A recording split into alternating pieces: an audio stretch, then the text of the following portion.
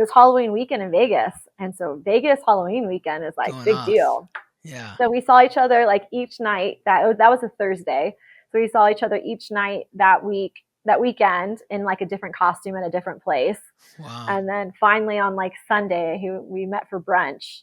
And this was funny. I was like, he asked, he was like, "Do you want to go to brunch, on Sunday?" And I was like, "Yeah, there's a game on, a Raider game is on. So like, there's a little sports bar I like to go to. I'll meet you there." So he shows up. We're finally no costumes. And I had invited a bunch of friends because I was like, I had friends in town. The time my brother was like, "Where are you going to watch the game at?" So like, he thought it was just going to be the two of us. And there was like 20 people there. And I was like, "Oh yeah, that's my cousin. That's my brother. That's my friends." So I was like, this guy's never going to call me back. Like, he's never going to call me back. Sure enough, he did. Welcome to the Weekly Transit.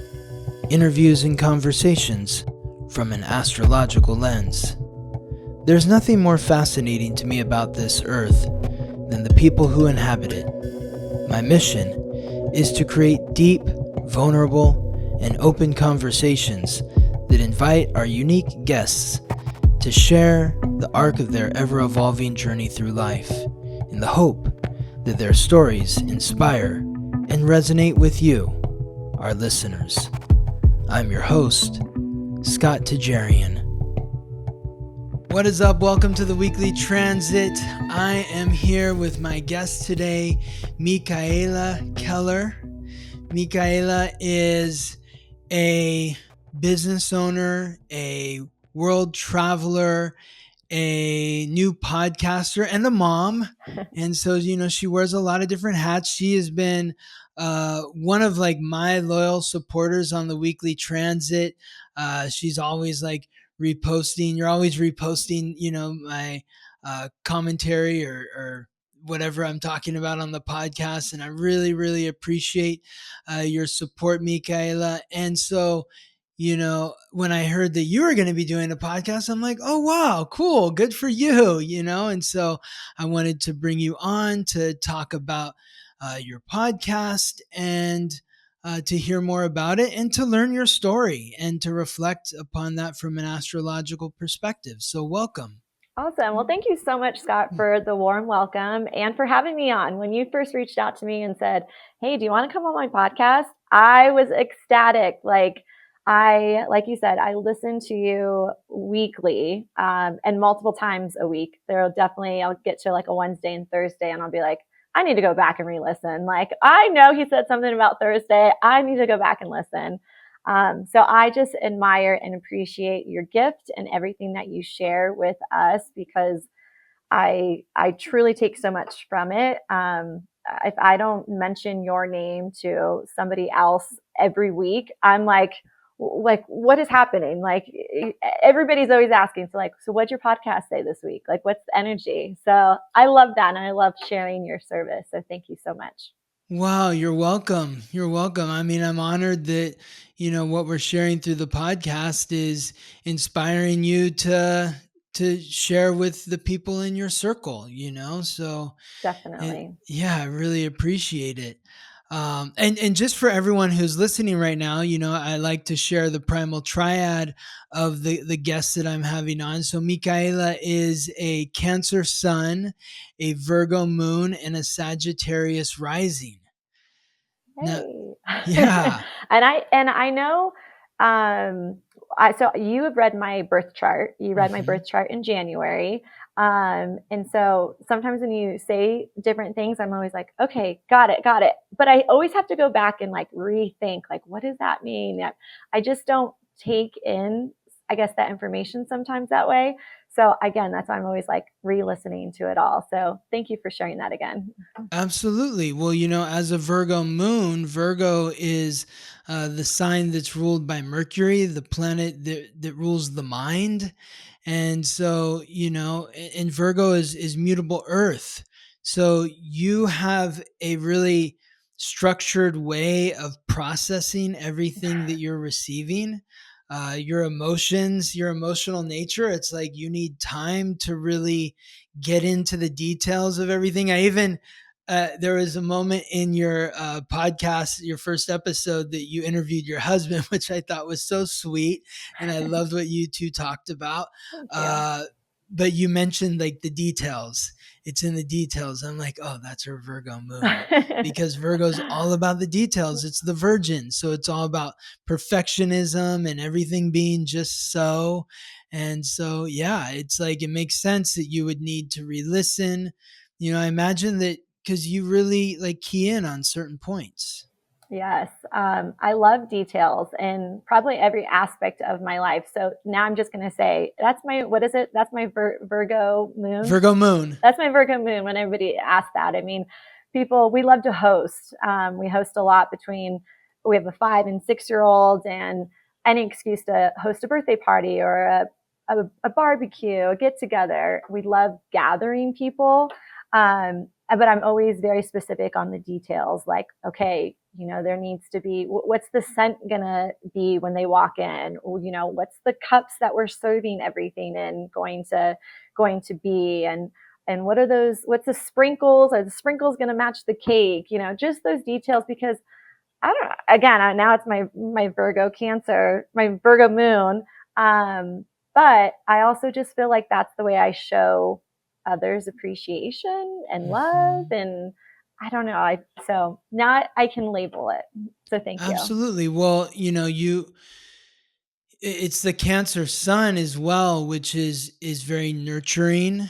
uh like when you have people over for a party, like you're gonna want them to feel cared for.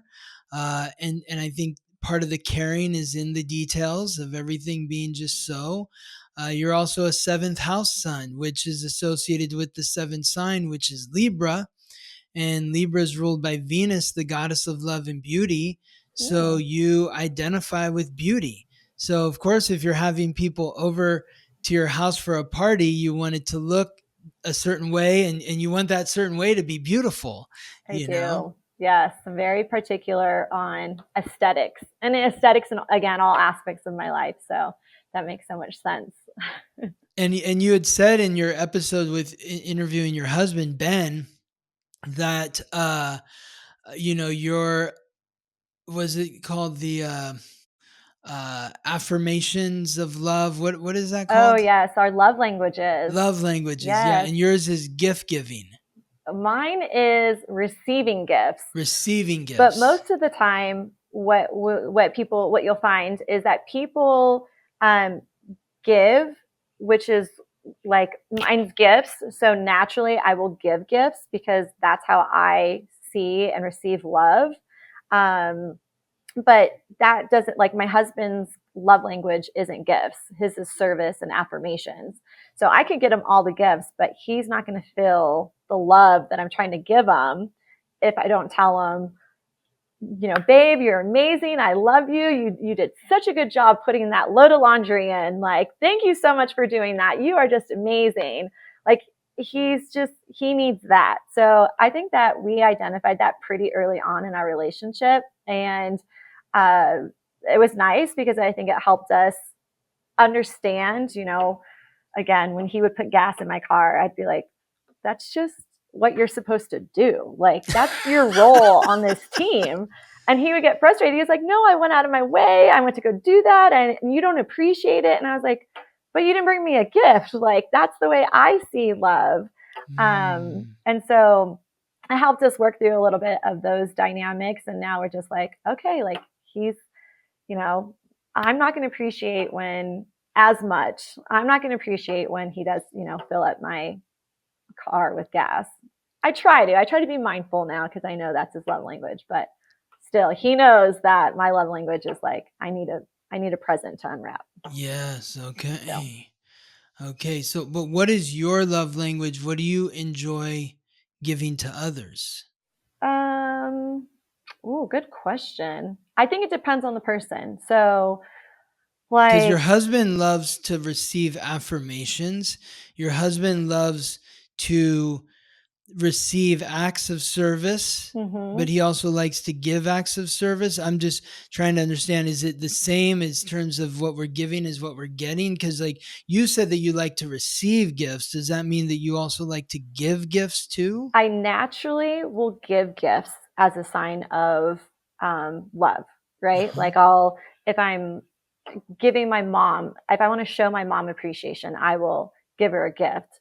But it gets a little tricky because that's not necessarily her love language.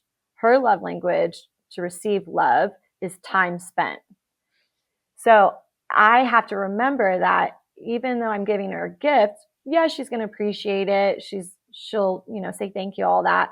But if I carve out time in my schedule to spend time with her, even if it's a coffee or a lunch or whatever, just hanging out, she will see that and she'll prioritize that and receive so much more love from that.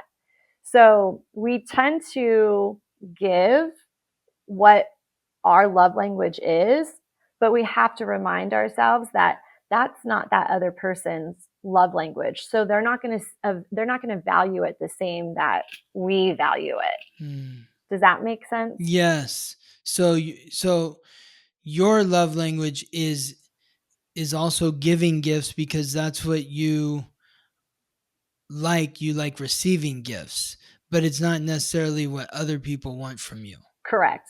Yes. So And that it's really become, and it's I always say like it's different too, like per relationship. So I really enjoy gifts from my husband, but I don't really prioritize gifts from my mom the same way. Like I would say, I probably rank more affirmations from her. Like I need affirmations from my mom versus like a gift.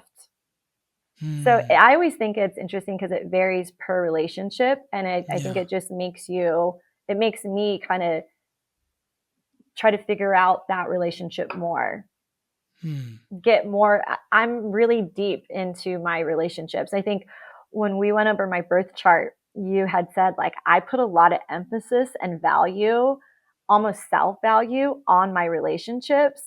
And that's something I have to like kind of work through in this journey because I have to find that within myself. But anyways, um, so when I really try to dive deep into my relationships and my friendships, and so that I think that's part of that is understanding the love language and like how are they going to receive my love, and yeah. It makes sense that it's very important for you because as a seventh house sun, that's the house of marriage, and the sun is the identity. So you identify with the people that you're in relationship with. I do. So if the people that you're in relationship with aren't appreciating what they're receiving from you, then it's going to be dysregulating for you, where you're like, wait, what am I doing wrong? Like, there's something wrong with me. Absolutely. Yes. Yeah. I Wow. I feel like since my chart reading with you in January, it's been a big journey and like understanding that and then trying to like evolve and grow from that. And, you know, there's been things that I've pivoted in my life because of my chart reading with you. Oh, wow. I've said, nope, that's just not for me. That doesn't serve me. So Okay. we're going to go Well, a different way. that's great because your North Node's in Taurus in the fifth house. So like you're learning about boundaries in this life. And the boundaries are predicated on your values. Like if this doesn't fit within my values, if I feel like my self-worth is being subjugated in some way, then it's not going to work for me. And I'll know that if my self-worth is being subjugated because I won't feel the joy in my heart that I need to feel. It is a work in progress. Yes. Yes. Well, I'm so happy to know that you've made those shifts and changes. Is that, part of what inspired you to do the podcast? Like where is that coming from? Absolutely. No, definitely. So when we chatted in January, you definitely had said that I needed to be more authentic. And even if it was like more of a dramatic way, but it Hmm. was to show and put myself out there.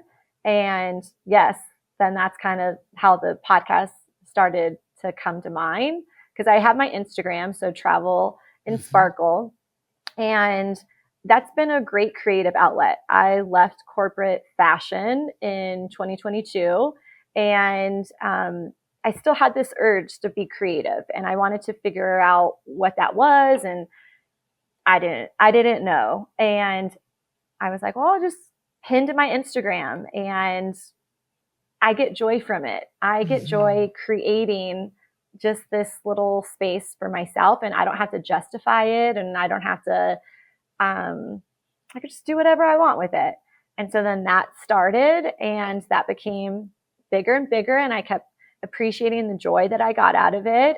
And I really focused on fashion and travel at the time.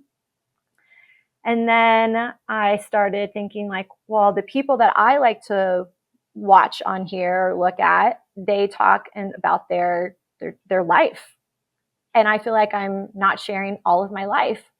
And so now I talk about, I share more about my children. I share more about balancing my mom role and my wife role, and a lot of other hobbies that I have. I share on that now.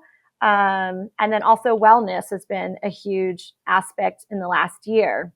And I say, like, I have a wellness team, and you're part of my wellness team, because I also feel like I'm getting pulled into this area of wellness. I've always struggled with my skin and breaking out. And I was like, that's it. Like, I'm going to figure out the root cause. Like, there has to be a root cause. Like, I'm getting signals and symptoms for a reason. And so I started following it, and I started meeting people, and we started having these really cool conversations. And like, I was like, how did I not know about this in my 39 years of life? Like, how did I not know about some of this stuff that's happening? And so then I was like, I feel like it's my duty to share. And I have like this very small audience on the social media, Instagram. And I was like, but I feel like I have to share. And so that's kind of where I thought I was getting pulled. And then I talked to you in January, and you're like, you got to be dramatic with it. You got to like just put it out there. And so then I was like, all right, let's do the podcast. And that's how it started. So we just did our first filming, when was it? A few weeks ago. And so now I have everybody lined up. I have my wellness group lined up, more interviews to come. But really just wanted to share all these amazing conversations that I'm already having. I just wanted to share it with more people. So yes, you inspired all of that through being able to share what my birth chart was and where I should be navigating. So, Wow. Awesome. What's the name of the podcast? The podcast is Lifestyled by Micaela.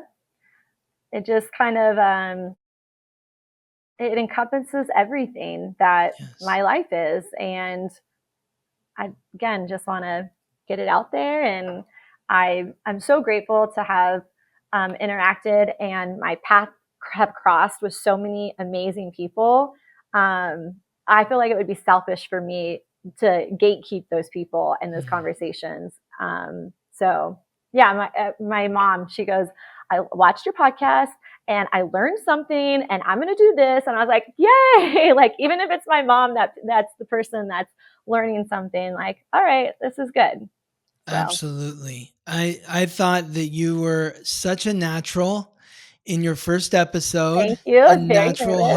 host, like just so, and it's so Virgo Moon, like you made sure everything was just so.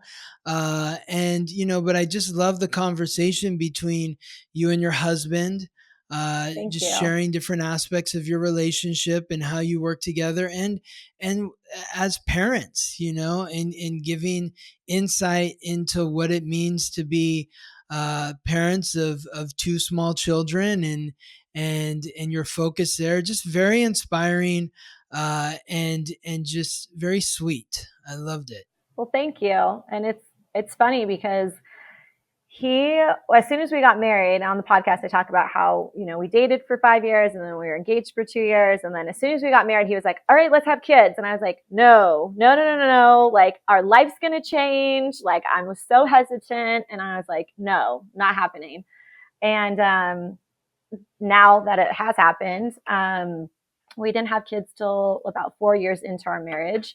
And I'm like, this is amazing. This is the best. Like, this is one of my most favorite chapters, even this far. So it is really cool. But I also really believe in timing. And there were things that happened to us along the way that I think had to happen so that we could appreciate where we are today. So all in God's timing. Exactly. So. Exactly. And you really have that sense of faith with your Sagittarius rising, and that's also just a really natural placement for sharing ideas and perspectives. Sagittarius is the truth teller. And then your Virgo moon, that's where the wellness comes in, because Virgo's about health and diet and routine and just the mundane functions of daily life. So having guests on the podcast, Lifestyles by Micaela, it's going to, really open up the world to different perspectives, I imagine, of the guests that come in and share their insight into different health regimens that support them on their journey. Absolutely. And I think that one thing that I've learned through my wellness journey is it's not just one thing. Like, I mean, I include you in my wellness team because it is, my mind and my spirit plays such an important role. One time we were talking, maybe I felt like I was talking to you, but maybe I was listening to your podcast and you're like, anytime you have a pimple, it is an angry little burst. And you were referencing Louise Hayes, and which I love. And, I was like, but that's all internal. And we think that it's all not related, but it so is all related. And so, I say on my wellness team, I have my astrologist, I have my acupuncturist, I have my lymphatic treatment, my esthetician, all these different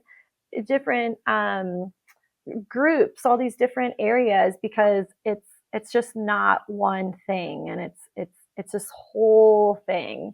But they're all puzzle pieces that then kind of create that journey and that wellness and that overall, I don't know, that overall piece. So I've really enjoyed that. I'm honored to be a part of the Micaela wellness team. So thank you. Of course. But like, I just feel like you're in such a sweet spot right now, because like your North Node in Taurus aligns with Jupiter in Aquarius. So like connecting to the community and sharing values and amplifying those values of the community through what you value, that's a big part of what you're meant to do. You're like an amplifier. Oh, good. And that was one thing too that we talked about in my chart reading, was me really struggling with my voice and me really struggling with like wanting to be heard. And sometimes it comes out in a very negative way. It comes out in, I always say, like, I've apologized many times for my delivery, but I never apologized for the message. And I think that it's been really, I've been again on this other journey of trying to figure out, like, how do I make that come together? And I think that Instagram and this podcast, and I have a blog, like, it kind of helps me get all of it out without feeling like I'm restricted and just keeping it here and not being able to talk about certain things. So it's been very freeing. It's been a good mirror for myself. But yeah, that was very helpful. Good. I'm glad. That's awesome. Thanks. So where did you grow up? So I was born in Newport Beach, California. Okay. My family is in Santa Ana. My parents were born in Santa Ana, and then they moved us to Las Vegas when I was in third grade. So early 90s. And I stayed in Las Vegas until 2003. And then in 2003, I went to Burbank for college. and I was there for about 3 years, and then I moved back to Vegas. What So was the Vegas is college in home. Burbank? What I is went that? to It's Woodbury University. Woodbury University. That's what I thought. So it Okay, was a cool. very small school. I went for architecture. I loved my time at school there. But I also was like, I need to get home. And it was crazy. Again, I talked about timing. So I left in 2006. So I came back to Vegas, and I came back. I went to UNLV. I was transferred with architecture. I was working for a firm, which was amazing because I got hands-on experience. And I was like, and I thought I wanted to be an architect since I was like in 8th grade. Like I Hmm. always wanted to be an architect. And then I was like, this isn't what I want anymore. Like I don't like it. I'm not happy with it. And I was like, I'm gonna go work at Nordstrom. I'm gonna work at Nordstrom Rack. I just need to like refocus. And I always loved fashion. Hmm. And everybody's like, you're crazy. Like, what are you doing? Like, you're Hmm. working for a firm, you're in school. And I was like, I'm changing my major and switched. And then the crash happened in 2007, 2008, Mm. which for Vegas, it was devastating. Like a lot of places, but Vegas, it hit really, really hard. And people didn't have jobs, people were losing their homes. It was sad. And so at the time, I actually had just moved over to a company called Zappos.com. And it was like my first big girl job, like real job. I was 40 hours there. I had benefits, and I was like, I just want to keep this job. And so I was lucky enough that I kept the job. And I really like launched my fashion career. It was the first time with that company. It was the first time that I had ever traveled on, like really traveled and traveled on the company's dime. I'd gone to New York, I'd gone to Milan, I'd gone to Montreal. And so then that just like pushed me into a whole nother world, which was, it was fun and it was amazing at the time. So What were yeah, you doing for them? I was a buyer. So I ran their fashion footwear department for women's and a little bit of men's. And I just got to look at shoes and buy shoes every season to season, Sam Edelman and Dolce Vita and Steve Madden. And it was a great time. Zappos.com, I don't know if you're familiar with them, Tell but us about it. they were the early kind of .com world. And they ended up getting acquired by Amazon.com in 2000 and was it 2008, I think. But they ran seamlessly, like they did their own thing. And it was just like this really cool culture. It was this, we're all working really hard. We were all really young. We were working really hard and we were having a good time, and we just kept growing and growing and growing. So in this environment that, literally was around us, that everything was just gloomy and literally people were losing their houses. It was a really, really sad time in Las Vegas, specifically. And so we had like this bubble of just like, we were growing something and it was becoming really big. And we got to do, every time we got a new brand, it was like happy hour, down the street. And every day was like a new milestone that we were hitting. And there were some of my closest relationships that started there. So it was a fun time. Isn't what's the story of Zappos? Like, what isn't the owner have like an interesting story or something? Yeah, yeah, interesting and sad. So Tony Hsieh was the CEO for Zappos, and he was there when I got on board. And again, we were like a really small company at the time, so everybody knew everybody, and so you know, constantly seeing him, and we were a very close group. And then we moved downtown Vegas, so we were like in the suburbs, and we ended up moving downtown Vegas. Um, and he really focused on building up the downtown Las Vegas area, which is amazing. Now, like it's the arts district, and it's really cool how it really has become revitalized. And so he really focused on that when we moved downtown. And then unfortunately, he passed away pretty tragically in, gosh, how long has it been now? 4 years, 4 years now. Um, so it's a really What happened? tragic ending. He got into drugs. He got into Mm. drugs pretty heavily, and he ended up dying in a fire. And it was really sad because he had done so much and he had such a big vision. And it's sad because I feel like he could have done so much more.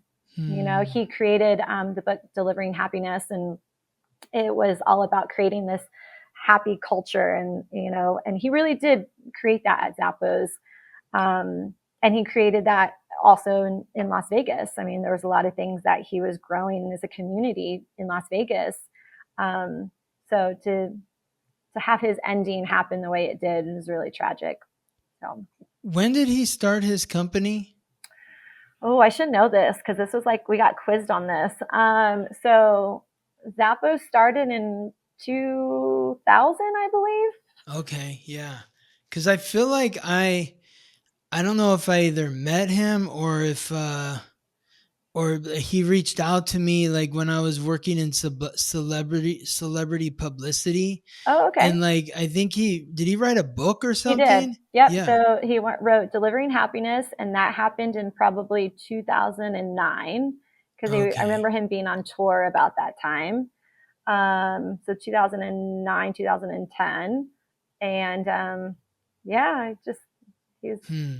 he had a big vision, and Yeah. it was, it was fun to be a part of that time for sure. And did you leave before his demise? Yes. So I left the company in 2013 and I went to the wholesale side. So then I went to work for another great company called Dolce Vita. And at the time, they were just owned by two business guys, but fashion guys. And it was such a cool experience because it kind of was like, it reminded me of the early days of Zappos. Like we were just this small group and we're trying to build like these really cool shoes. And we had like the coolest showroom, and we're in New York. And so I ended up working for them, and I sold back to Zappos and I sold back to Amazon, which was fun because I could still be a part of, the business and my friends there, but I wasn't in it. And I worked remote. So I got to stay in Vegas, but travel back and forth to New York and Seattle a lot. And then they got bought by Steve Madden, which is another big shoe company. And then I got let go. Mm. So talk about a blow to your ego. Like I was like, oh yeah, like I just left this big company. I'm going to go to this other cool company. And then they're like, yeah, your services are no longer needed. Oh wow. So it was a big shot to my ego. I was planning my wedding at the time. So I was like, oh, great. Like, what are we going to do? And so then I was like, I'm going to take some time off and just kind of like, you know, figure it out. And luckily my husband was busy traveling with work. So I was like, I'll just travel with you. And Mm. we started doing that. And that was so much fun. And then before I knew it, I had another job. So that And worked what out was that? well. I went to Cole Haan Footwear, which is another footwear company, and it was actually like a bigger brand than Dolce Vita. It was big men's and women's footwear. And then I did the same thing. I sold back to Zappos and Amazon, and I had a good time doing that. And then So each of these companies that you went to after Zappos ended up selling back to Zappos? So that's why they hired me because so Zappos was just a retailer, and then they would Uh-huh. work with brands. And so they would hire me because they're like, wait, Zappos systems, like Amazon, like how they navigate, because they're so much different than like a Nordstrom or Macy's or Dillard's. They bought differently. And so I had that buying experience. So they were like, yeah, you know how to do this. We don't really know how to do it. You do it, you run with it, like grow it. And I loved Yeah. that. I loved growing the business. I loved being able to have a relationship with my buyers that they were like, yeah, just tell me what I need to buy. Like, just get it done. And so I was like, all right, Hmm. cool. So it was fun. It was good flexibility that I needed. And how long did that last? I stayed with them until 2022. Okay. And that's when you left the business completely. Yes, that is when I left corporate America, I say. Yes. And what inspired that? Uh, COVID, Mm. vaccine mandates. Oh, Um, yeah. Yeah. hmm So I don't know how much legally I can say, Hmm. but it was a blessing in disguise. And it was no longer the right fit for you. Nope, it was not. I had outgrown it, and people say, like, do you miss it? Do you miss corporate, like, fashion? Do you miss the shoe industry? I said, not for 1 second.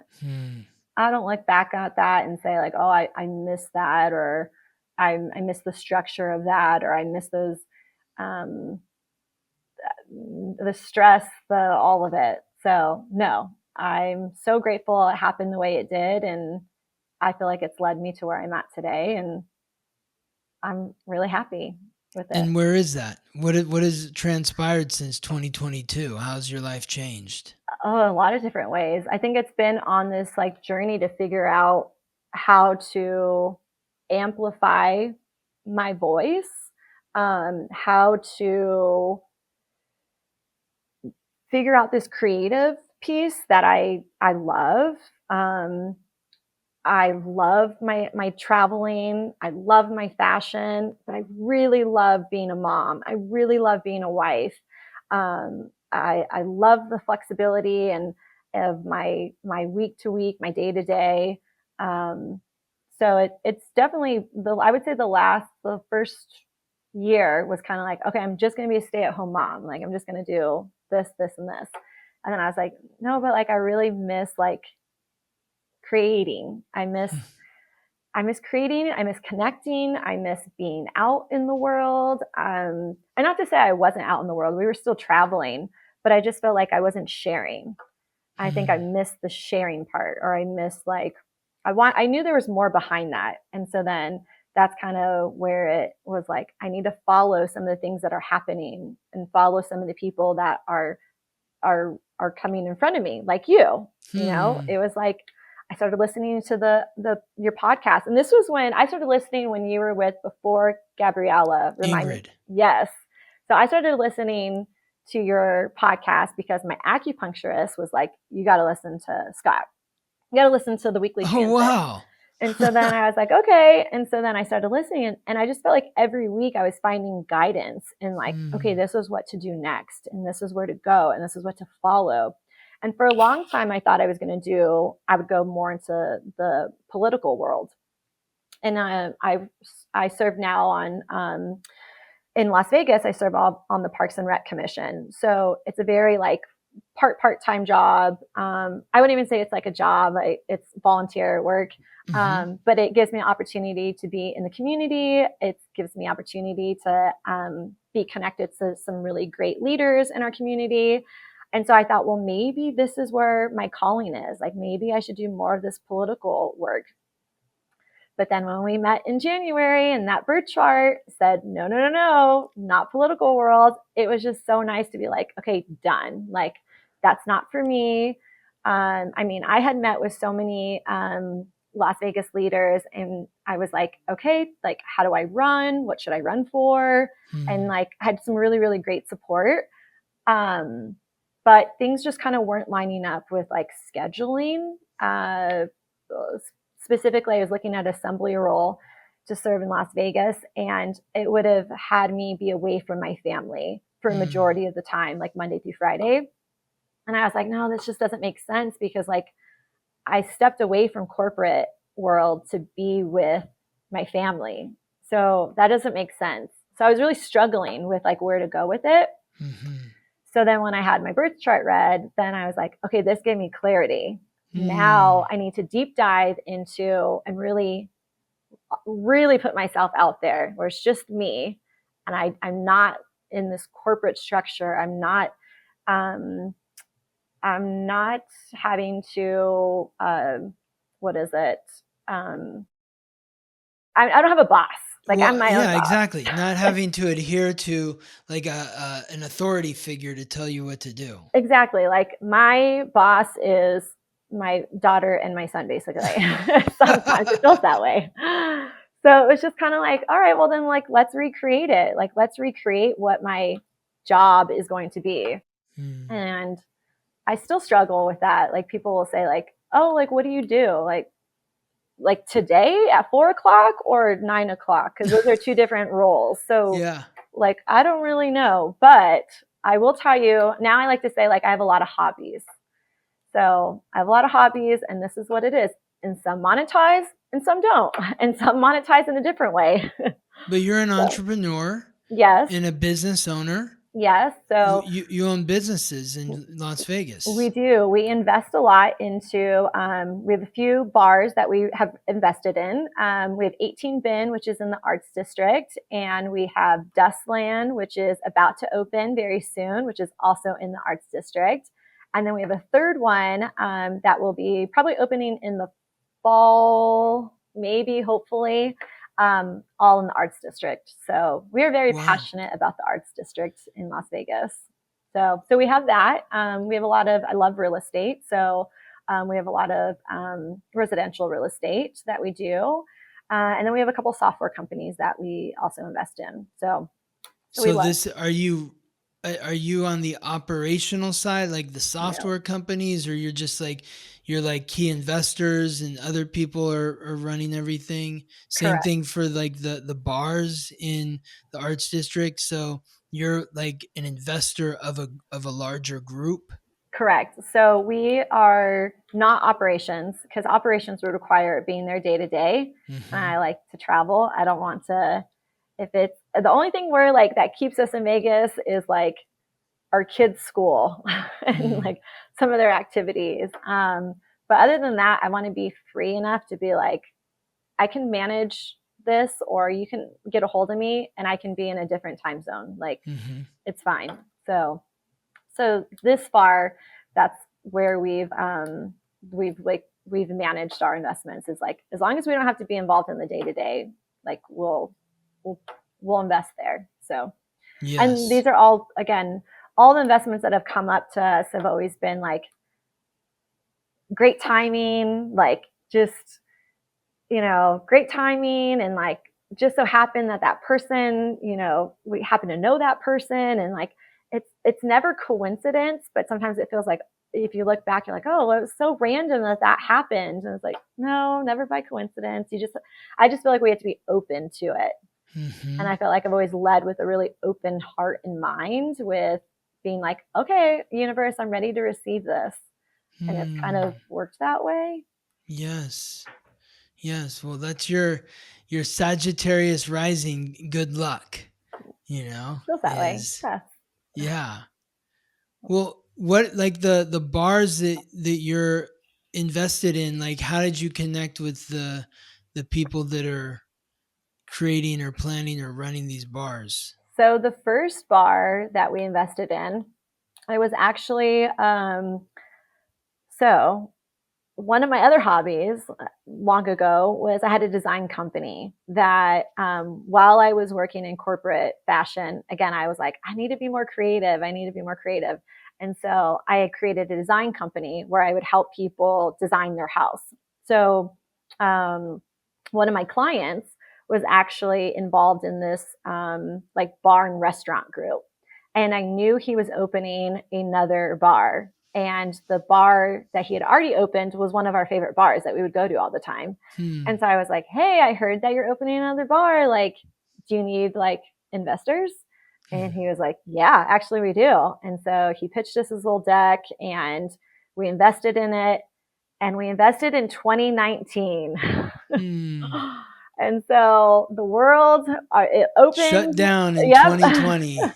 And we're like, oh, wow, that was good timing. And Yeah. so luckily we were able to, the bar survived. We Hmm. went through some management changes and kind of some restructuring of how things worked, but we survived it. And Hmm. and like, it's still there, and Yeah. it's thriving. It's doing well. Yeah. And so we're like, all right, this is good. Like, we could Yeah. do this. This was good, because we thought, we were like, oh, great, we just lost all that money. And it was our first bar investment. We're like, oh, great. Hmm. And so then that's kind of that how that happened. Like, I knew him. I knew what he had done. It was him and his partner. I knew what they had done. We liked it, and we just were like, hey, can we help? Can we be part of this? Hmm. And then the second bar was actually one of the founders that's opening it. She used to work with me at Zappos, and Hmm. actually interviewed her and hired her to come on to Zappos. And Wow. then our lives kind of went different ways for, for years and years. And then just recently, we kind of reconnected again, and our kids go to the same school. And just out of the blue, she had asked, would you mind taking a look at our investor deck, and would you guys consider investing? And so we looked at it, we liked it, we love the area. Um, I always think like we're investing in the people as much as like the idea. And I've seen what she's done with her previous projects. And so I was like, yeah, let's do it. So far, I like what's happening, and we're excited to open. So yeah, see how that one Well, goes. it sounds like what I'm hearing from you is like somebody who's following their North Node, because, like, your North Node's in Taurus, and Taurus is the sign that rules money, like my money, but it's like what I value. And I keep hearing you say, like, I really like, this was our favorite bar, or I really like this person, I really like this place, like when you're clear about what you like, Yeah. and then you're putting your money in what it is you like, and you're getting a good return. So Yeah. it's really just like honoring your own tastes. Yeah. And then the connection to your Jupiter in the second house, which is associated with the second sign, which is Taurus. And that's your Jupiter's in Aquarius, though. It's about the community. So it's like you're not only investing in something that you value or like, but you're also investing in the community. Mm-hmm. And like you really have a special connection to the arts district of Las Vegas. I do. And so you're investing in something that you like, this bar, the people, you like them, and the area that it's in, you like, and it's a part of your community. And so that's why it's all really thriving for you. Thank you. And it feels good. Like you summed it up so well. And I always say that too when people ask, like, what's the week's astrology? And I try to explain it. And I was like, I can't explain this. Just go listen, because Scott explains it so much better than I do. So thank you. You just summed it up so well, because that's how I feel. Like I feel like we are where we're supposed to be in all of it. And yeah, you did a great job summarizing it. So thank you. You're welcome. And Yeah. even like thinking back to like 2019, and it's like you invested, and then 2020 came, as like, oh no, are we going to lose our money? And you didn't. Yeah. You maintained your focus on whatever it is you needed to focus on in order to keep the bar going, and now it's thriving. Yeah, it's fun. And it's Yes. fun to see it all. Like you said, too, it is a community that's so special to us. We moved to the Arts District area when I was with Zappos. So Mm. we closed on our house 2013. So we were moving down there, and it was still a rough area, but it was an area that I always had loved, because when I worked for the architecture firm, we had kind of done some projects down there, and I was like, one day is like 1950s houses, like super cool area, and that doesn't exist in Vegas. Like Vegas is very new. Yeah. And so I was like, one day. And then sure enough, Zappos moved downtown, and they really encouraged a lot of their employees to move downtown. And so we finally closed on our house. The week we closed on our house, I resigned from Zappos. And my husband's like, oh, great. So we don't have to move downtown. He was like such a suburb guy. And I was like, no, like we have to, like, we're still moving. Like we have to like move. And so we got to really be in the arts district when it was like there was not even like one real, like there was one restaurant, there was one Mexican restaurant, but like now it's like breweries, and there's like restaurants, and there's shops, and there's galleries, and it's been so cool to be a part of it. And we always just say, like, gosh, we remember when like we would ride our bikes down here, and we had to like pedal fast during a lot of the streets, because we were like, oh, it was shifty. Mm. And so now it's like, it's so cool. We can take our kids there, and we can hang out at breweries. And now we're a part of the community. We truly feel like we're a part of the community. So it's been really, really cool to be a part of that movement, I would say. So yeah. And Amazing. I will put it out there, because I believe that I have to like say it. Yes. I think my next thing is like, I really want to be a part of a boutique hotel. Like that is where that is what is next.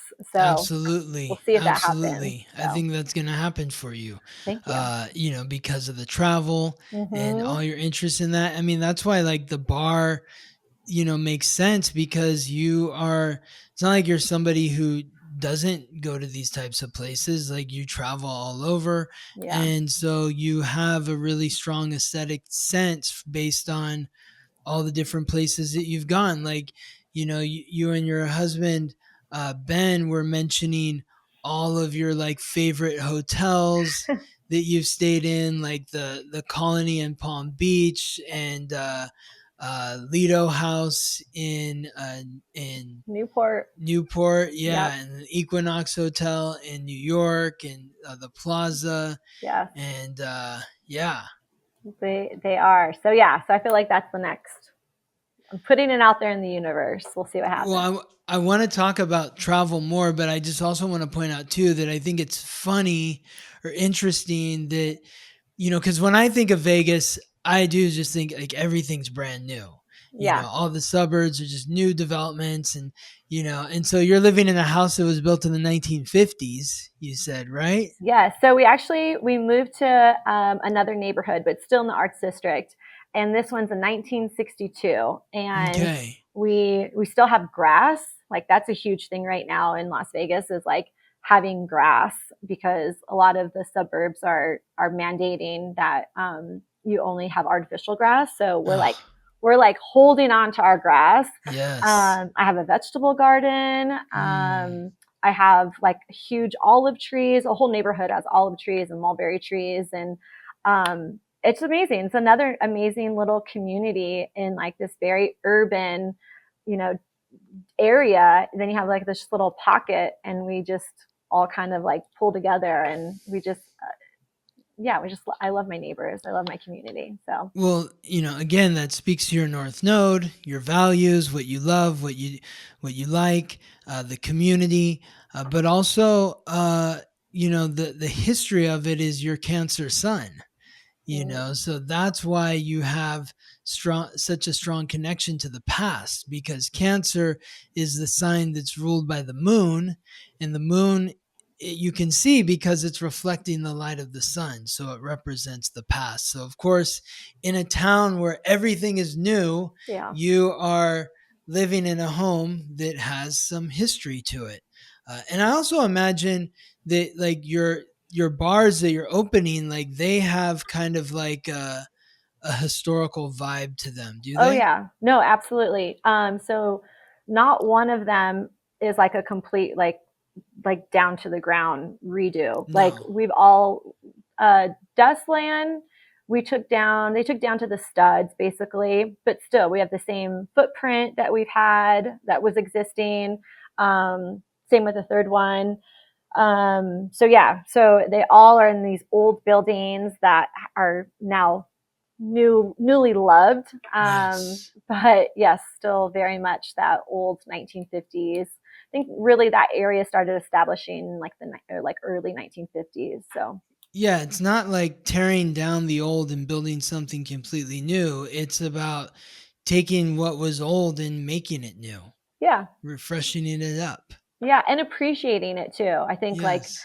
that's one thing specifically with my home is like I don't want to make it too modern. Like I really Hmm. do want to keep the aesthetic of a nice ranch house, and because I want to appreciate where it is and came from. So Hmm. that makes sense now. I can Amazing. yeah. So Amazing. And you said you have real estate investments as well, like residential. we do. Yep. So we were very fortunate enough that during the crash of 2007 2008 my husband and I we were dating, but we were both lucky enough that we had jobs that we come 2009 2010 we were able to both buy our first house Mm. individually. And Mm. so I mean the real estate was like it was crazy inexpensive. Like my first house was $80,000, like, Wow. and it's in a nice it's a 2000 and what's that house, a 2000 and what was that house, it was a newer build because it's in the Yeah. suburbs, and now it's like 400, like it's right down the street from the Raiders practice stadium. So like there's a Costco across the street. And like when I lived there, it was my first house. When I lived there, there was like, I had to go like miles and miles for a gas station. And now there's like Costco and McDonald's and there's all these things. But anyway, so we were very fortunate enough to buy our first investment. And then since then, I've always loved real estate. My great grandfather, when he had passed, he had owned 28 properties in Southern California, in Santa Ana. Wow. And I just was always inspired by that. This man that had nothing, like literally, he had come to the US from Mexico and he had nothing, and they saved and they worked really, really hard. And little by little, he created his empire. And by the time he had passed, he had 28 properties that his big thing is he really wanted to give to his family. So passed it down to his 13 children and all the grandchildren. Wow. I know, it was crazy. So I was always inspired by that. And so I bought my first house, and then I was like, okay, had a little bit more money through working. And then I was like, hey, let's buy the second house. And we just kept acquiring other properties. And at one point, our old house, we ended up buying the house next to us and the house across the street from us. And it's funny because those both just worked out because of like the relationships we had with the owners. So I always feel like super fortunate because we were able to acquire those properties, and they were pretty inexpensive at the time, but a lot of people wanted them. But because of our relationships with them, they are like, no, we'll give you opportunity to buy first. So. And are you renting those properties out to tenants? Yes. Yep. So it's, again, we don't want to be involved in the day to day. So my parents actually, they own a property management company, the Morales team at Keller Williams now. But they manage all of our properties for us. So, yeah, I just, that's amazing. My mom will call or she'll be like, okay, I just want to let you know, we have to buy a new dishwasher and they had to do this. And I was like, I trust you. You take care of it. So, got it. This is the Morales team at Keller Williams. Is that what you said? Yep, and Keller Williams in Las Vegas. So. Wow. Yeah. Amazing. And so they're like continuing the family business of your grandfather, basically. Yeah, definitely that involvement for sure in real estate. My mom, she's a fantastic property manager because she loves detail. She lives in order. So it is a perfect fit for her. So now, is your mom, is your grandfather her dad? Yeah. So it was my great grandfather was her grandfather who owned all the properties. So yes, it was that same so line. it's your great grandfather that owned all those properties. Yeah. And what is so did you know him? Or? I knew him. He passed when I was, I think, in 5th grade. So I knew him, but I wasn't super close with him because we had moved here when I was, again, 3rd grade. So yeah, so I was 8. So I have memories of him, but to like say like, oh, did I sit down and have conversations with him? Yeah. No. So. But he came here from Mexico and didn't have any money. And then by the time he died, he had 28 properties that he owned. Yes. Yep. It's such a great story. I know. And they lived in like the same house. Like he never like, he never like, it's opposite of me. He wasn't showing the bling? No, he was not at all. He was very much like, I have a pair of shoes. They're good. I don't need another one. And I'm like, well, about like this shoe and this shoe and the, yeah, no, we're completely opposite in that way. I feel like I get a lot of my like, I don't know, glam is from my grandmother's side. She was just always like, Mija, make sure your lipstick's on, and like you pull yourself together. Your nails always have to be done. So very much that side. So yeah, I'd like to say a good balance. Yeah, for sure. For sure. Well, you were born with Pluto in the 10th house, and the 10th house is the house that rules real estate because it's Oh, associated with the 10th sign, which is Capricorn. Capricorn rules land and real estate. And Pluto is the most willful planet. So you have a very powerful will to, acquire property. And, and with that North Node in Taurus, like you're really meant to amass wealth. So I feel it.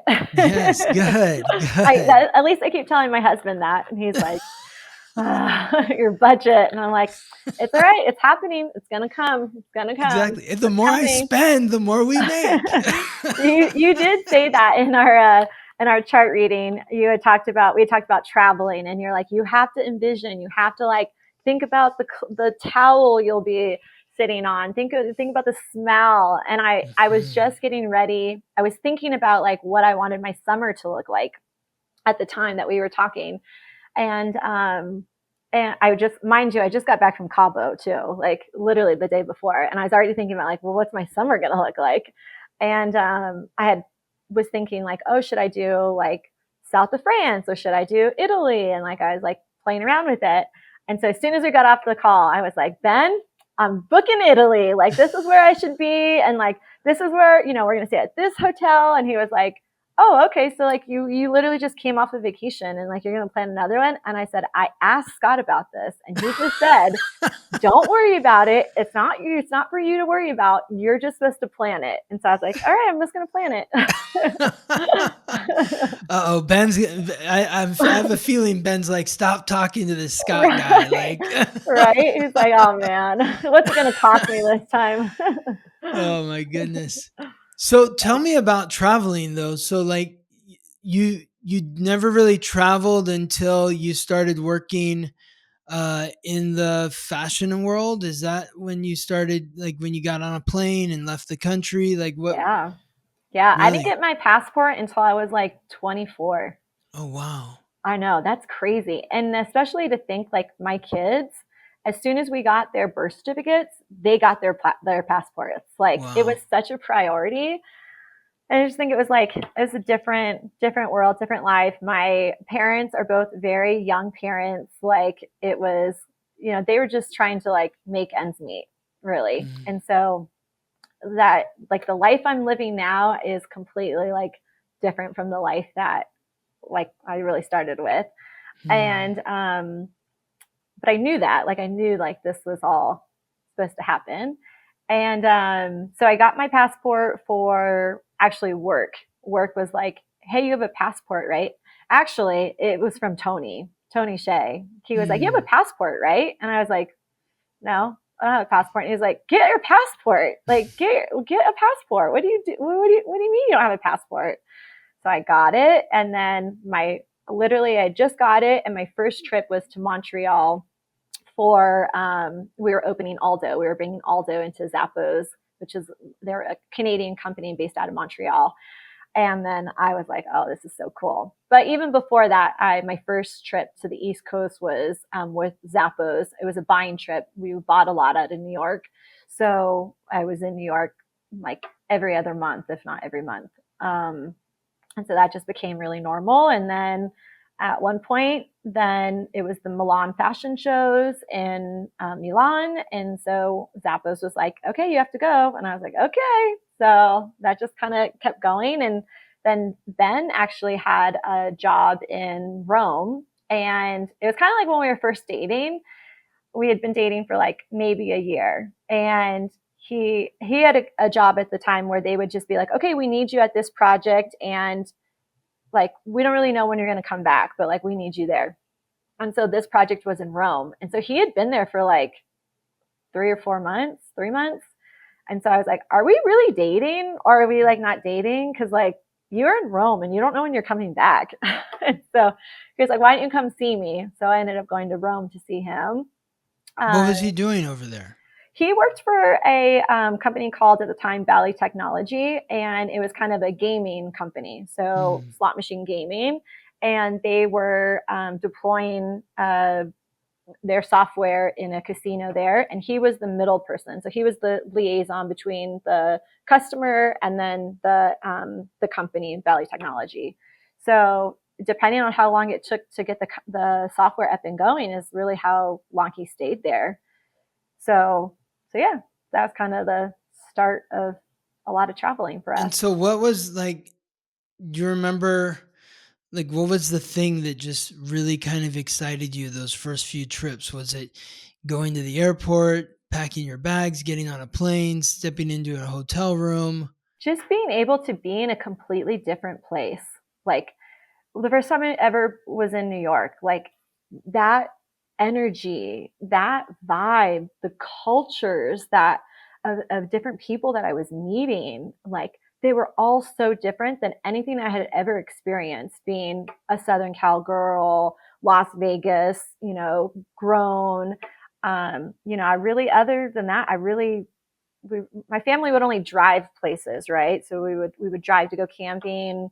We would drive to Vegas, drive to California. Like we didn't get on planes. And so to be in something in a space that is so different, like, oh my gosh, I was hooked. I was like, oh my gosh, I want more of this. Like there's a whole world. I really do feel this way. And I really want my children to feel this way, that like there's a whole world out there.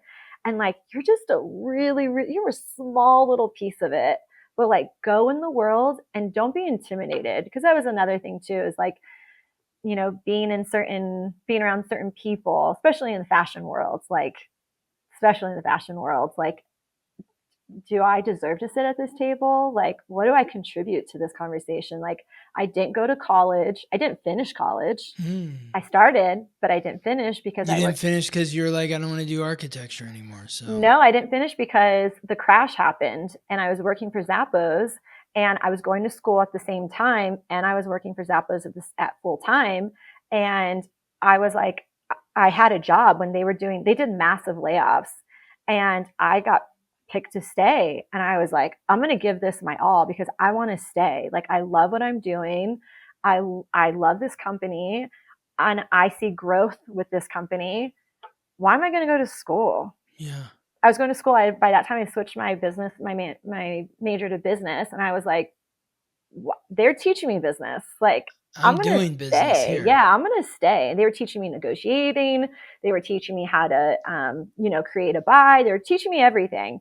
And so I was like, I'm sticking with this. And so I never finished school, which is something that, like, I don't know. My husband and I talk a lot about that. Like, what will be our dialogue to our children around that? I don't know. You want your children, and he's very much like, I went to school, I finished in 4 years, I like, he like did it all this perfect way. So Well, anyways, I think that, just thinking about your astrological code, like, first of all, the Sagittarius rising, ninth house moon, the moon's in the ninth house, which is associated with the ninth sign, which is Sagittarius. So you're emotionally fulfilled and your personality is, really opened by exploring foreign cultures, foreign lands, different places, learning new things.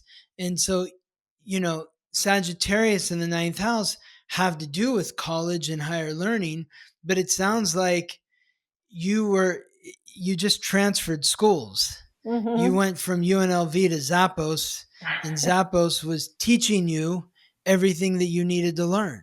And so absolutely, it's like you could continue paying for school and get the education that you were actually getting paid to get. It's like I can either pay for an education or I can get paid to also be educated. absolutely, and that's exactly what it was. I mean, I'm so grateful for my time at Zappos, and it was teaching me like the book smart of it, but then it also was teaching me like so much other pieces of it, and all the people that I got to meet there. And um at the time, one of my bosses, Megan, I ended up being in her wedding, but she would just tell, like, the things that she would teach me. She would be like, okay, because she would meet all these different executives and all these different owners of all these, like, of Nine West and Sam Edelman, like big brands, right?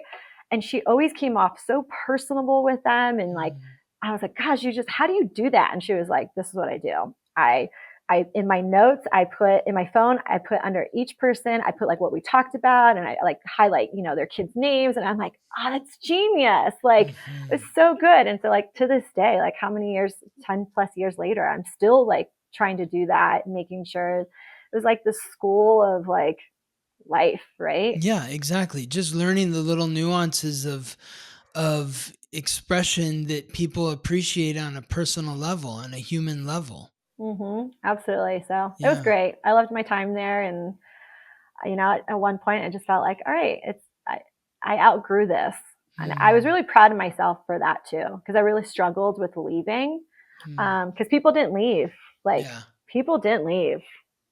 And I was like, no, it just doesn't serve me anymore. And I'm not doing a good job because I'm not happy with it, with like my role here. And so I left. I took a big leap, and I am really proud of myself for doing that because it was scary. And then I got fired. So I was like, oh man. Well, it's all worked out for you. It did. It did. Somehow. Yep. And I think that again, like you just got to keep moving forward. It all happens for a reason. So, Absolutely. yes. What are some of like when you're traveling, like what is it that you love about a place, or like what's your favorite airline, and why do you like flying this certain airline? So I'm smiling because I've had multiple conversations about this. I feel like recently, service. What I care about is service, like the attention to detail. You'd listen to the podcast and we had mentioned the hotels that we mentioned, and one thing that I loved about them is because like you walked in and it was, here's a glass of champagne. Like, how was your flight? Like, have a seat. Here's a coloring book for the kids. I would say service is definitely my number one, followed by aesthetics. Like aesthetically, the room needs to be, and the lobby and like the whole ambiance just needs to be like, you're traveling, so you want to feel great. You want it to feel good. People are spending a lot of money to travel these days. And even if it's a little bit of money, like you should still feel like, oh, I'm on vacation and it's worth my time to be here. It's worth my money to be here. So I would say service followed by aesthetics is really important to me. And then again, service. Sometimes I complain about them, but it's only because I want them to be better. My airline is Delta. I love Delta. Again, there's opportunity for them to be better, but their service, for the most part, majority of the time, has always been really on par. And then I love a good Delta lounge. So, yeah, do that. Well, I mean, from my perspective, I've flown United, American, and Delta in the last couple of years. I've flown all three of those, and I would rank them Delta 1, American 2, and United 3. That's what I hear a lot. I hear people, depending on where you fly out of and kind of what your typical flight pattern is, people are either American or Delta, because you got to stay loyal to one of them so you can get the perks of like the status and everything. So just because Vegas to New York always had, that's really where I was going, my bigger trip. So I was like, okay, I got to pick an airline so I can get consistent status. So it was Delta. So American, I was not like a regular hub. So I picked Delta initially, but then I've also like just stayed loyal to Delta. So. Yeah. I like Delta better than American, but American is my airline. It's just like, I don't know. It's like the places where I've gone, it's like, I think it's easier American, but yeah, I don't know. What is it about? So Delta was just because it just made sense logistically? Initially, it made sense logistically. And then because now we'll do Delta, even if we have to do like a stop compared to like jumping on American flight where we could be like nonstop. I'd be like, no, we're going Delta because we want the status. We want obviously the points. And then I appreciate their customer service with us. There have been plenty of times where we've like not plenty of times, but they lost our luggage. Like last summer, they lost our luggage. Remember the whole Microsoft thing that happened, like all the shutdown? Oh yeah, yeah, I do. So we Yes. were traveling during that time, and but we were going from we had like 3 city stops, so we had tons of luggage. Mm. And we got stuck in the Delta Lounge for like 4 hours, but it was fine. Like it's Delta Lounge, it was fine.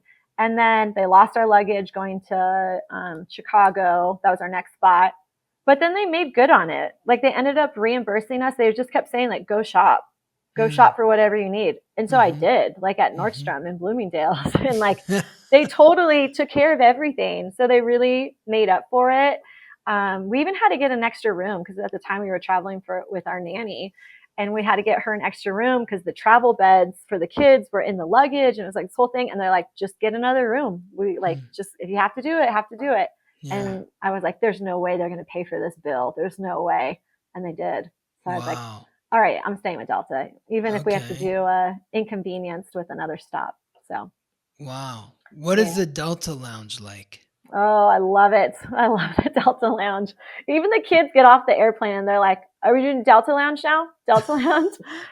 Especially with kids, they always want food. They always want snacks. So it's like, you go into the Delta Lounge, you have a space to just sit, you have a clean bathroom, and then you get all the snacks you want. Usually they have like a lunch or a dinner spread out, or even a breakfast spread.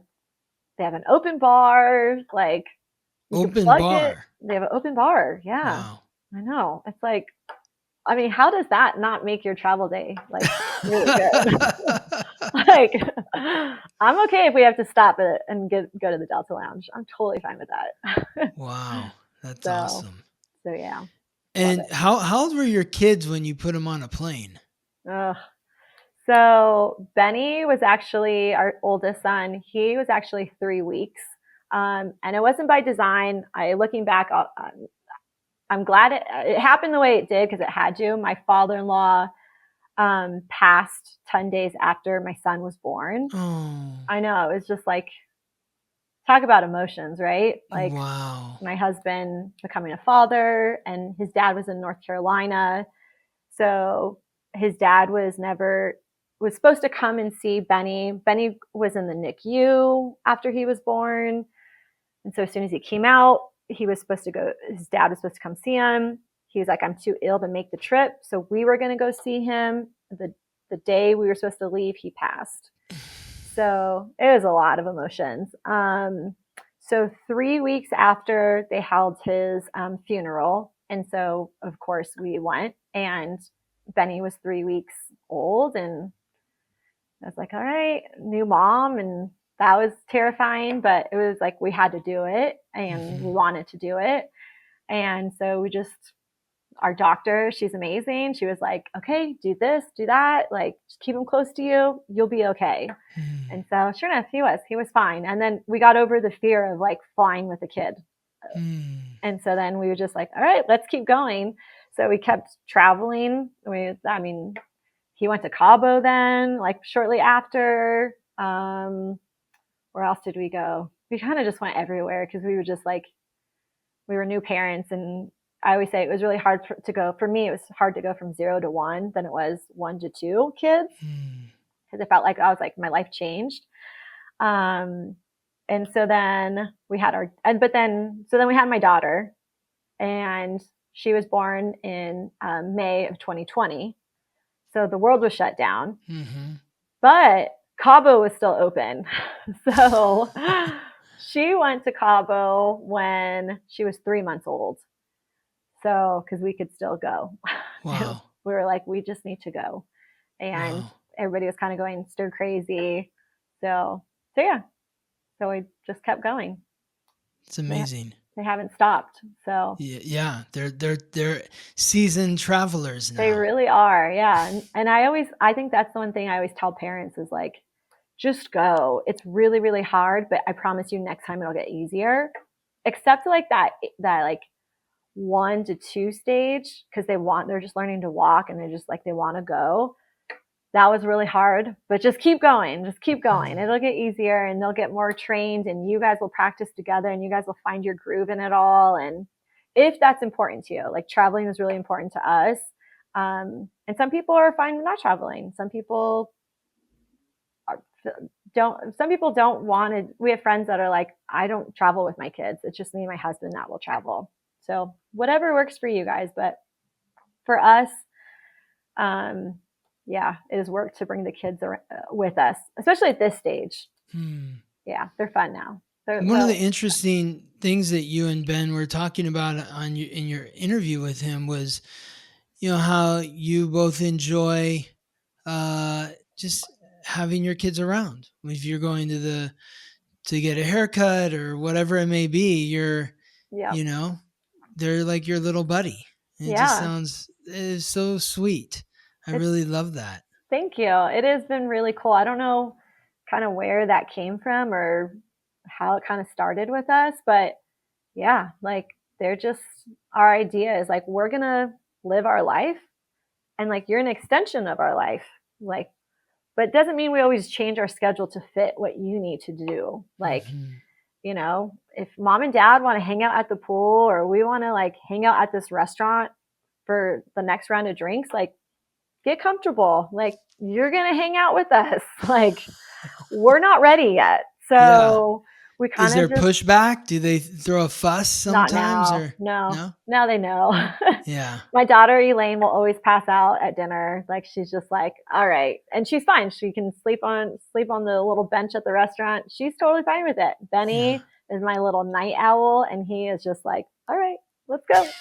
So, but he let's also keep it going, Mom and Dad. He'll sleep in the morning, and I'm not an early riser. And Ben and Elaine, we always joke, we're like, you guys are the early risers, so we'll like get them out and be like, you guys bring us back a muffin and a hot tea, and like you guys go. So you guys just find what works for you. But yeah, no pushback. Everybody's kind of like, I always say like we're a team. Like everybody has a role on this team, and like they're finding their role on this team. Like, if you want to be on this team, like we have to support dad in his work. We have to like, a lot of times, he'll take a conference call and it's like, everybody has to be quiet. He has to get on his conference call. And if you guys don't support him in his role, then guess what? We can't be with him then. So if we all want to be together, then we all have to like, figure it out. So they're really good little troopers with it. So it's amazing. Yeah. How did you and Ben meet?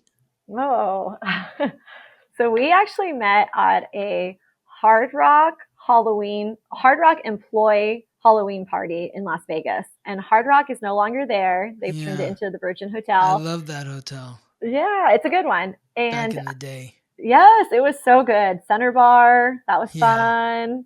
And so it was like the hot spot, right? And so they would always do an employee Halloween party. So I was friends with the cocktail waitress, and then he was friends with somebody that worked in HR. So we both were somebody's plus one. And then he had just got done. With work. So then he showed up, and we're all in costume. And this was 2009. So like, I was taking pictures with my girlfriend, and he like photo bombs it, and we're like, get out of the way. Like, why are you doing that? It's so mean. Like, get out of the way. And he was like, ha. And we're like, okay. Yeah. And then he like came over and like tried to me and my girlfriends were all dancing, and he comes over and he's trying to dance, and we're like, why are you doing that? We're not dancing with you. Like bro, get out of here. So they're ha. So then finally at the end of the night, he says, I was not around my girlfriends. And he comes up and he goes, why is it that I keep trying to talk to you, but you're not trying to talk to me? And I thought that was the best line. I was like, you're right. Like, I'm not trying to talk to you. So, but you wanted to talk to him then. Yeah, I did. I was like, that's really interesting. So then he said, I'm Benjamin. And we started talking and got exchanged numbers. And then it was Halloween weekend in Vegas. And so Vegas Halloween weekend is like big deal. Yeah. So we saw each other like each night. That was a Thursday. So we saw each other each night that weekend in like a different costume at a different place. Wow. And then finally on like Sunday, we met for brunch. And this was funny. He asked, he was like, do you want to go to brunch, on Sunday? And I was like, yeah, there's a game on, a Raider game is on. So like, there's a little sports bar I like to go to. I'll meet you there. So he shows up. We're finally no costumes. And I had invited a bunch of friends because I was like, I had friends in town. The time my brother was like, where are you going to watch the game at? So like, he thought it was just going to be the two of us. And there was like 20 people there. And I was like, oh yeah, that's my cousin. That's my brother. That's my friends. So I was like, this guy's never going to call me back. Like, he's never going to call me back. Sure enough, he did. Wow. So You threw him into the deep end of the pool and said, let's see if you can swim over here.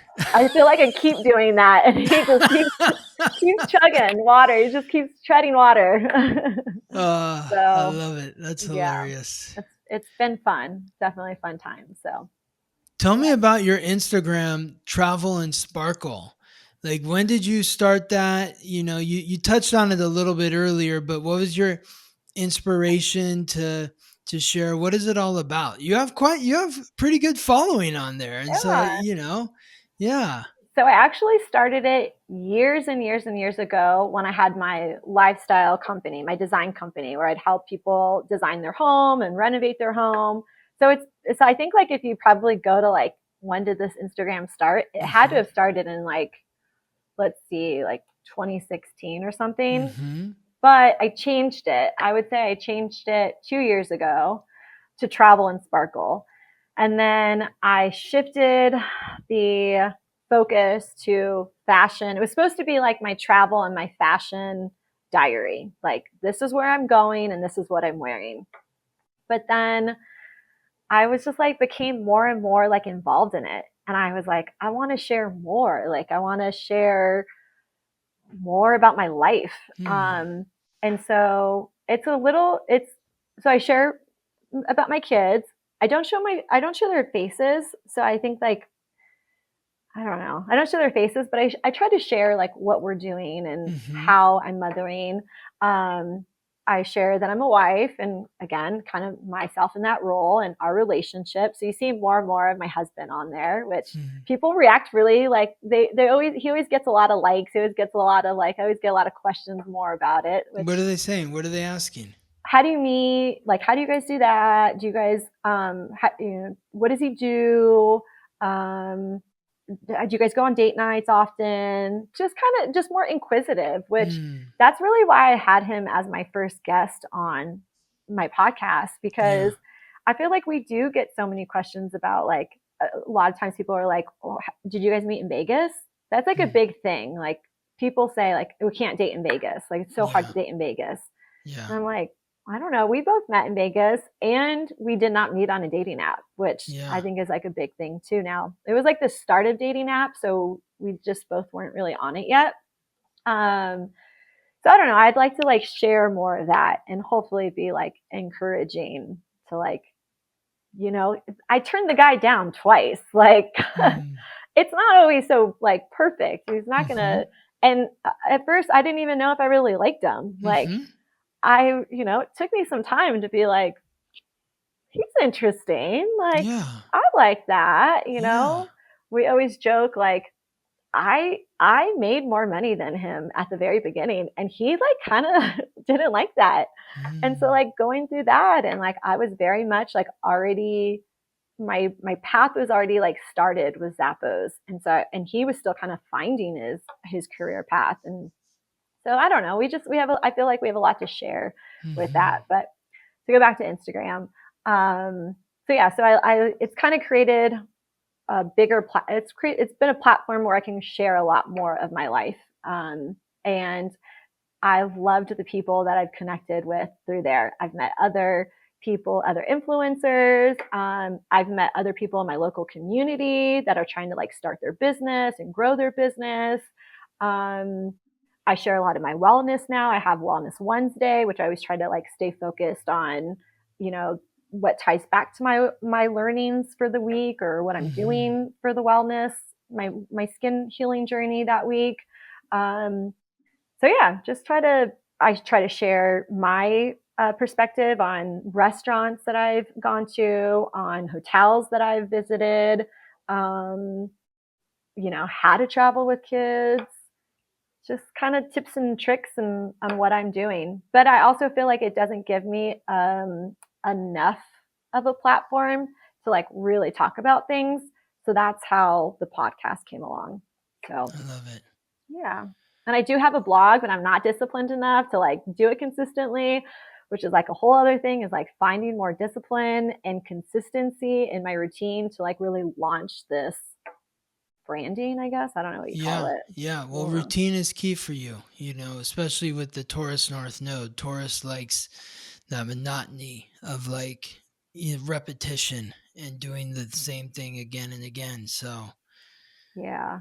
So that's been hard. That's been hard in like when one week you're in a different city and then another week you're in a different city and then the kids' schedule's all off. And so it's more about finding, just grounding into your heart and focusing in on, like even if you're in a different city, just maintaining that clarity in terms of what's bringing you joy. What brings you joy every day? And it might change from day to yeah, day as you go from city to city, but um, there's something in that. There's like, what is the core piece in the joy? That maybe even if it's variable from town to town, there is a thread that connects them all together. I like that. And I do think that this Instagram piece, because I can take it anywhere with me, Hmm. it actually kind of does create that consistency for me. Yes, exactly. Like it's I know when I left corporate America, it was like, well, what do I do next? Like, Hmm. yes, I'm a stay-at-home mom, but like, what do I really do next? And I think this is that answer to that. Yes. Like, it really allows me to be out in the world or be out in trying doing different things, but then I can always bring it back to the same place. So it's what I really appreciate about my Instagram is that it's a check-in point for me. Hmm. So Why did you choose? You'd said earlier that you chose Italy for the summer. hmm, What brought you to that choice? what did I choose? I knew also I have never been to the Amalfi Coast. That's where we're gonna go. And I have been to Rome and Milan and Florence, so way more north. Uh-huh. Um, but I don't know. And I loved each one of those places. I loved them. I love wine. I love pasta. I love the whole culture. And so, but I also love a good beach. I love a Hmm. good beach. So what I was seeing, kind of my research out of, the southern Italy was Hmm. like, you kind of got all of that together. So I'm excited to try it and to try a new spot. And I'm celebrating my 40th birthday. And I just am like, I want to do something different. And yeah, Are you going to be in like Napoli, like around that area? we'll be in Positano and then we'll go over to Sorrento and then Capri and then we'll fly out of Naples. Okay. Yeah. Yeah, that, Interesting. Okay. Well, I'm really intrigued and excited to hear about your trip. thank you. Looking at your astrocartography, your Mercury goes right through that area. Chiron also goes through that area. Venus is close by as well. So and Uranus is also not that far away either. So there's a real strong mix of planetary frequencies in Italy, especially specifically that part, the Amalfi Coast.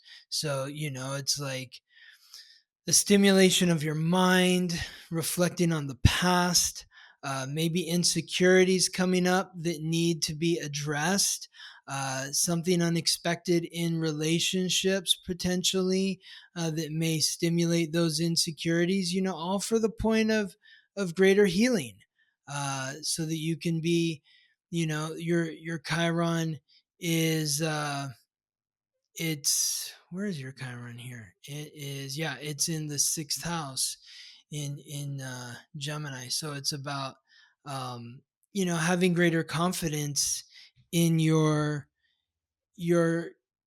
your thought process and how you communicate with others, especially with regards to your relationships. So, Well, that's yeah. good. That's all. That's all things I'm working on. So that makes sense. This will be a really good trip. Yes. No, you're gonna have an amazing time. What like okay, so taking Italy out of the mix because you're already going there, but like if if I could say, spare no expense, like, you have all the money that you need to have, like where do you want to go? Like if you could go anywhere aside from where you're going already, where is that? Um, we've talked about we've talked about Dubai for 2027. Uh-huh. Um, I haven't even thought or entertained any of that area. So Mm-hmm. I know like I've heard like you go to Dubai, then you go to Maldives after that. And I'm like, oh, that's like a whole nother world, like literally a whole nother world. Like I Mm. haven't even thought about that, but that's come up lately on the radar. Um, I've done Paris. I'd like to do like the countryside of France. I Mm-hmm. think it would be really cool. Switzerland also came up recently. I was like, oh, Switzerland could be really good. Where else has kind of been on my radar? Um, yeah, I'd say those spots right now. So Dubai, the Maldives, Switzerland and France, Countryside France. countryside France. Mm-hmm. Yeah. So Tuscany is also another one. But then that's like, yeah, back to Italy. yeah. So, France, like if you're looking at France, the Uranus goes right through France, through like just northeast of Paris, and down all the way through like near Monaco. And oh, so, that's another good spot too. That's on have my, you been there? no, But but you want to go. yes. Yeah. I think Marseille could be a great place for you, because your Jupiter line goes right through Marseille, and it goes all the way through like the eastern part of France, up through like the Netherlands, and so that area could be good. The western part of France is the Pluto line. Uh, and it's the Pluto on the descendant. So you go to the western part of France, and you may go through some big transformative energy, uh, Ooh. in terms of your relationships. And then the Uranus line, brings up something unexpected in relationships. Oh. As far as like Switzerland, let's see. Switzerland is like Chiron and Uranus. Venus is not far, and Jupiter is also close by. So it's kind of a mix. Again, it's like a lot coming up in terms of insecurities and maybe something unexpected happening in relationships, but at the same time, you're feeling very beautiful, very charming, and you're feeling like there's an abundance of possibilities for you to achieve your goals and ambitions. And then when you go over to Dubai and like the Maldives, Maldives is like, so that's kind of near your Mars and Sun line. So like you could feel a lot of energy there. You might be more confident and assertive there. Dubai is kind of like in this in between zone. It's like there's no lines going directly through it, no planets transiting directly over it, but it's kind of in between the moon and Mars and the sun. So you might feel more courageous and self confident. At the same time, there may be something about it that feels like, maybe I could live here. So, um, My who mother would knows? kill me.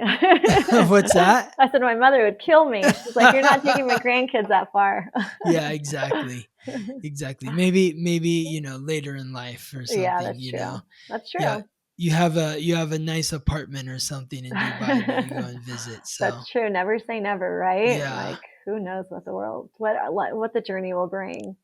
What's Okay, your favorite place that you've already been? Oh, that's always such a hard question because I feel Give like, me like a top 5, and you don't have to put them in any order. okay. Um, I really liked Montreal. Montreal. I really liked, I mean, I love New York for its own energy. It's its own Mhm. place, its own energy, own like that's its own little thing. Um, Gosh, so many good ones. Florence was really great. Florence, Italy. That was a good one. Um, Paris, but like the shopping. Hmm. Oh, London. I really like London. London. Okay, so Florence, Um, Paris, London, Montreal, and New York. We'll go with those 5. So, like Florence, that is Florence is very similar, planetary energies as to what you're going to be feeling in the Amalfi Coast. oh, okay, Uh, that's good. That's a fun yeah, trip. That was a good one. yes. So, your Chiron line goes right through there, so maybe there's some healing vibes that you were feeling when you were in Florence, perhaps. Is that accurate? I'm trying to think. It was when we were in Florence, it was when Ben was working in Rome and we had taken the Hmm. train down to Florence. And it just, I just remember feeling like, wow, there's just so much culture and history there. We saw what was it? Hitler didn't bomb any of those bridges because he thought it was so beautiful. Wow. I think like it was like, wow. And so it was just like this small town. But then we met like this local and like we're still friends with them on Facebook. And, it's like, it's just such fun energy. We stayed in this pub really late and it was just like this cool vibe. And Hmm. it was, yeah. So I really loved our time there, but it was a long time ago. It was, gosh, probably like 2010, 2011. Wow. So it's hard to remember to go like, what was I really thinking then and there? Mm-hmm. So, mm, And then Paris and London, they're both close to your Uranus and Pluto line. So they're both potentially, and they're on the descendant. So they were both descending in London and Paris when you were born. So, or setting, you could say. But so those would indicate places that could be very transformative for your relationship, and maybe granting you a greater sense of independence within those relationships. So, interesting. Ben did a lot of work in London. So we mm, like one year we went to London like 5 times. It oh was wow, so much fun. And we would go like one time we did it in like 3 days. It was like quick trips back and forth. But I do remember having such a good time in London and thinking like I loved all the I was watching all the what was it? What's the not the documentary, it's the show, the Netflix series where it talks about the oh, royal the family. crown. Yes, yes, yes, yes. I had gotten really into watching The Crown and it already had like a few seasons of it. Uh-huh. So I was like binge watching it on the plane there and like back. And then I was like, okay, Ben, we have to like go and see this spot. Cause like in The Crown, like this is what they did. And like I loved that. I thought it was so cool um, to have that experience and Well, then to have yeah, it that's your with Cancer sun. You love the history. And especially around the royal family. Like, Yeah, oh, it was like, loved it. so So interesting. yeah, so London I feel like always holds a special place in my heart for that. I Hmm. do feel like it made me like grow, want to know more about every time we would go somewhere. I want to be like, I want to learn more about this place before going, or before I would just go. Hmm. I was like, what? I remember walking around Rome and we were like, we don't really know what we're looking at, but I think it's something important. And this was like before we had our iPhones. It was hard. Like we have so little pictures of Rome together because iPhone didn't exist then. Hmm. Hmm. And we had like just our little camera and like, Hmm. and so we just didn't The take pictures. disposable. Yeah, we just didn't take pictures the way we do now, right? Yeah. And every time you say this a lot on your podcast is like, okay, this is where this week is. It reflects back to this year and this time frame. And you always say, like, go through your phone and look at pictures. Like, Yeah. it will remind you of where your thoughts were and like what your feelings were. And I do that so often because we do forget. And so pre iPhone time, I'm like, I don't know. Like, how did I feel? I don't really remember. So it's a little tougher to think about that stuff. So I love it. Yeah. Yeah. Well, and then New York and Montreal, that's kind of like in this sweet spot pocket of like there's the sun and Mars and Jupiter and Mercury all transiting to on either side of New York and Montreal. So, the sun is vitality, Mars is courage, Jupiter is abundance, Mercury is conscious awareness. So, they're very mentally active places where you feel like you can be confident and courageous and really put yourself out there in a way that feels where you feel abundant. that's true. I mean, with Hmm. all my time in New York, I mean, like I said, I was there at one point, like every month, and it would be like 3, 4 nights in a row. And I would dread those work trips because I was always there for work. I would never go, I get very rarely was it for just for fun. Hmm. And so, but would go and I'd always dread going, but then I would leave exhausted, but totally like energized in like, this is what I want to do. And this is the type of person I want to be. And this is like, well, like that, I was so inspired by meeting this person because they have this and this and this going on in their life, and they're doing this and they're reading this and they're watching this. And like, I'm not doing any of that in Las Vegas. So, like, I Hmm. want to do that.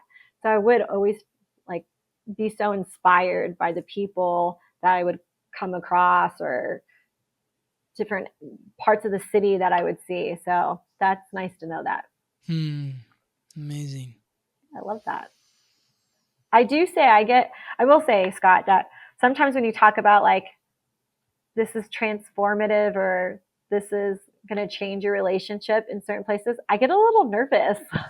Yeah, it's Like, scary. yeah, like It's what is that? scary. What does that mean? What if I like our relationships right now? What does that mean? Yeah, totally. Well, the thing is, uh, I don't know what it means. It's like, it just means that something's going to change. And, you have to be open to the change, whatever that may be, if you're going to one of those places. Obviously, you've been to London lots of times. And, how did your relationship change when you were there? Did it Yeah, I change? think we grew, right? Like I mean, we Yeah, obviously moved forward. So that's all that it is. It yeah, doesn't mean that it's changing for the worse, that it's changing and like now you're not going to be together. You're going to separate, you're going to get a divorce. yeah, I don't believe in those sort of fatalistic predictions.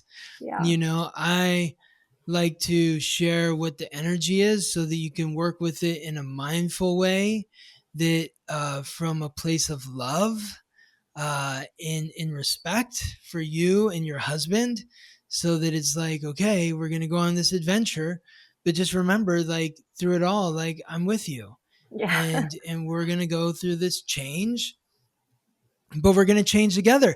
And that's literally like one of the things that you were talking about on your podcast with yeah, Ben, was like how much your relationship with him has changed since '09. You yeah. have been together for since '09. That's almost 20 years. I know, So, it's crazy. I mean, it's going to continue to change, but Yeah, you've seen your relationship go through these changes and it's growth. Your children are going to change. That doesn't mean they're going to stop loving you or you're going to stop loving them. You yeah, just continue to love the new version of them. it's And true. so going on these trips, going to these different places where there's different planetary energies, you're inviting the experience of growth. I like that. That's a nice one. You're Yeah. inviting the experience of growth. I like that. Yes. Work with that. Exactly. It's good. All right. I Exactly. feel better about it now. Yes. It's all good, Micaela. Well, and it's so funny too. There will be times when I'm listening to your weekly podcast And he'll say like, okay, if your sign is an Aries, husband's an Aries, then this is going to be a really hard week for you because, da da da da, or this, just be mindful of this energy. And I'm like, oh, all right, this is how I'm going to handle him this week. Yes. This is what he's going to go through. This is what he's feeling. He's not going to communicate it with me right now, but I got it. Yeah. So it really is so helpful in listening to this weekly because it really helps me navigate important relationships and key relationships in my life and not feel like, is it me? Like, is he like, no, it's just it's how he's taking on these transits this week. Exactly. So yeah. I'm so happy to hear that. It's really naive when we put these blinders on and we're just like, everything's going to be good, and it's like, life isn't like that. The sun is up and then the sun is down. Things are good and then things are bad. I mean, it's just the ebb and flow of life. So if you're conscious of why things are feeling challenging, then you can work with that energy in a way that's more productive than destructive. Where it's like, well, this isn't working anymore. You looked at me the wrong way and I just know that you're not for me anymore and I don't want to talk to you. And it's like, what? Where's that coming from? Come on, like, let's put your feet back on the ground. Seriously. Something's happening here that we need to learn from and grow from this experience. Yep. And that's it. You're in a sacred relationship with your husband. You've created 2 children, living, breathing souls. You're bound to him for life because you are the parents of your 2 children. And so, wherever you go, whatever changes come about, you've got to learn to roll with it and to evolve through those experiences. And so does he. And as long as the 2 of you are open to continuing to grow together and do the work together, it's all going to work out. Definitely. Yep. Very true. Like I said, you summarize it so well. Always like, I can't explain the transits this week. Just go listen to Scott. He does it so much better. Thank you, Micaela. Of course. Well, I want to just ask you, like, is there any like final thoughts or like words of wisdom that you have to share with the audience, whether it be, being a mother, traveling, or just life in general? What would you like to share with the listeners? Yeah, I think it's more of, I know that I've been on this journey, and so I'm assuming others are on this journey, that it's just truly finding your authentic self. And it's hard sometimes, a lot of times actually. And like, cause I know I've sat with this question a lot, is like, but like, who am I? What are my values? I don't know. And I've really had to like do a lot of work to figure it out. And I still am figuring it out. And so I would just encourage others to, you're not going to be somebody else. You shouldn't be somebody else. I mean, what do you say? Like, there'll never be another person that was like born at the exact time and exact place until like how many years later? 25,000 years. Yeah. Yeah. So like we are individually so special. And one thing that I've had to learn, I'm still learning, is like, I'm not everybody's cup of tea. And that's okay. Like that, I'm not supposed to be. I don't like everybody. So why should everybody like me? But that doesn't mean that I don't deserve to be my most authentic self and to show the world that, because the world does need me in my best form. And so I would just encourage others to find their best form and not be discouraged to show that, because the world really does need you. Beautiful. Beautiful. Well Thanks. said. Inspiring. Oh, thank you. Yes. Yes. Thank you, Micaela. And tell us, how can people connect with you on social media? What's the name of the podcast? Where can they find it? Yeah, thank you. So you can find me on Instagram, Travel N as in Nancy, Sparkle, Travel in Sparkle. on Instagram. I tried getting into TikTok. I couldn't figure it out. It's So too much. I'm not It's too on much. there, guys. I'm not on there. I could barely figure out how to log on for the podcast today. Like, can't do it. And then my podcast, Lifestyles by Micaela. It is on Spotify. The video is on YouTube. I'm still trying to figure out how to add it to Apple Podcasts. So those two spots right now. And I have a blog. It's a little light right now, but travelandsparkle.com. But yeah, I'm very consistent on Instagram. So it's probably like the best highlight daily and consistently. So Amazing. yeah. Thank you so much, Micaela, for your time, your energy, your bright, shining spirit, and sharing it with us. It's an honor to have you here.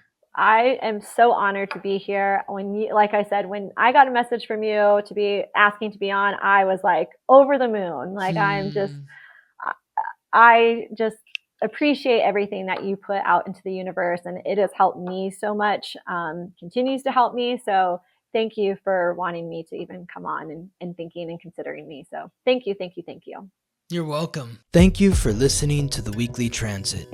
Interviews and conversations from an astrological lens. This episode was produced by me, Scott Tajarian. Music written by Ben Leinbach from Listen Deep by Amber Herzog-Lyman.